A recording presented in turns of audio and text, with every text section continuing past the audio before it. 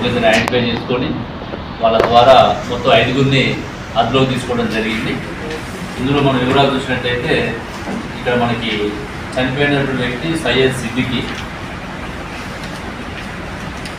దానికి 33 సంవత్సరాలు ఉంటాయి, 38 ఇయర్స్. అంటే మెయిన్ రైవల్ ఏంటంటే వీళ్ళ మధ్య ఇద్దరు కూడా ఇప్పుడు మృతుడికి తర్వాత నేరస్తుడికి ఇద్దరు కూడా ఈ వెజిటేబుల్ మార్కెట్లో నైట్ పూట ఈ ఛార్జింగ్ లైట్స్ రెంట్కి ఇచ్చేటువంటి ఏజెంట్స్ ఉంటుంది, ఏజెంట్ పనిచేస్తారు. ఆ రెంట్కి ఇచ్చే దాంట్లో ఇద్దరి మధ్య పోటీ జరుగుతున్నది. గత 15 సంవత్సరాలుగా ఈ సయ్యద్ సిద్దికి వాళ్ళ ఫ్యామిలీ చేస్తున్నది మేడ్చెల్లు, కోంపల్లి ఈ ఏరియాలో. ఇక్కడ ఉన్నటువంటి మనకి A1 ఎవరైతే ఉన్నాడో నేరస్తుడు షేక్ అహ్మద్, వీళ్ళ ఫ్యామిలీ కూడా గత కొద్ది రోజులుగా ఈ వ్యాపారంలోకి రావడం జరిగింది. వీళ్ళ మధ్య ఈ వ్యాపారంలో పోటీ ఉండి మేడ్చెల్ పోలీస్ పరిధిలో 2 months బ్యాక్ కూడా ఒక కేసు నమోదైంది వీళ్ళ మీద. సయ్యద్ సిద్దికిని ఇందులో ఎవరైతే మృతుడున్నాడో ఈ సిద్దికి ఇతన్ని కొట్టడం జరుగుతుంది. దాని మీద కేసు అయితే అక్కడ ఆ కేసులో విత్డ్రా చేసుకోమని అతను మీద ప్రెజర్ పెట్టడము, అదేవిధంగా రెడ్ల విషయంలో బ్యాటరీస్ ఇచ్చే దగ్గర కూడా మార్కెట్లలో కంటిన్యూగా వీళ్ళ మధ్య వాగ్వాదం జరుగుతున్నది.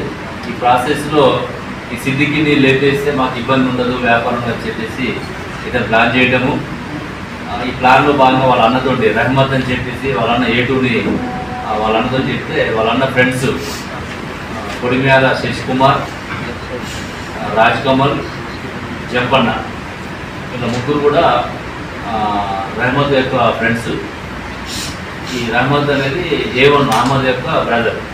వీళ్ళు 5 కలిసి గత 2-3 రోజుల నుంచి ప్లాన్ చేసుకొని ఇతని యొక్క మూమెంట్స్ రెడీ చేయడము చేసి నిన్న ఈ సెంట్రల్ పార్క్ కోంపల్లిలో అతను అటెండ్ కోసం చెప్పేసి ముందే చూసుకొని పథకం ప్రకారము కత్తెలతోటి అక్కడ స్టాప్ చేయడం జరిగింది.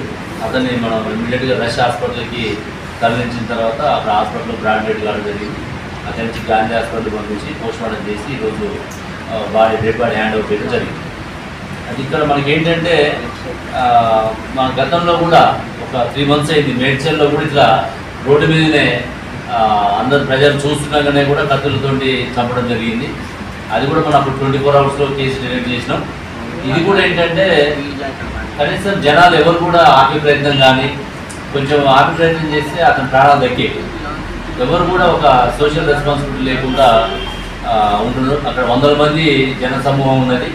ఆ ప్రాంతంలో ఇతను 2-3 వచ్చేసి ఫస్ట్ అతను అటాక్ చేయడము, అతను పారిపోయే ప్రయత్నం చేయడము, మళ్ళీ చేంజ్ చేయడము ఇవన్నీ జరిగినాయి. మా అప్పీల్ కూడా ఏంటంటే ప్రజలు కూడా అప్రమత్తం కావాలి. ఇది ఎవరికైనా జరగవచ్చు ఇట్లాంటిది.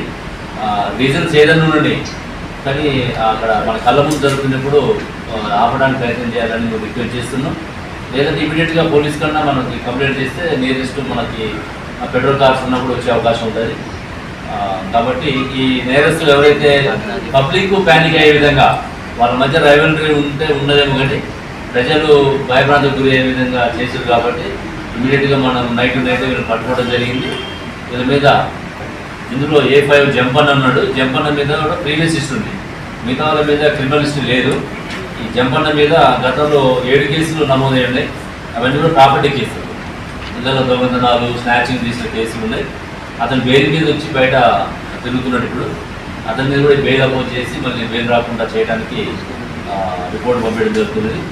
మరి ఇందులో గుడ్ వర్క్ చేసినటువంటి అందరినీ కూడా ముఖ్యంగా CI విజయవర్ధను, DI Ajay, SOT inspector Shyamsundar Reddy అంటే వాళ్ళ టీం అందరినీ కూడా మేము ప్రత్యేకంగా అభినందిస్తున్నాం.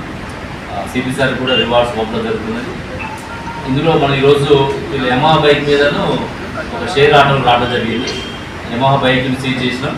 అదేవిధంగా ఇక్కడ నైఫ్స్ ఏదైతే క్రైమ్లో వాడితో ఆ నైఫ్స్ని కూడా సీజ్ చేయడం జరిగింది. మిగతా కూడా ఇంకా ఎవిడెన్స్ అంతా కూడా కలెక్ట్ చేసుకొని CC ఫుటేజెస్ ఇవన్నీ కోర్టులో వీళ్ళు ప్రొడ్యూస్ చేసి వీళ్ళకి తగిన శిక్ష పడే విధంగా చేస్తామని చెప్పి తెలియజేస్తాం.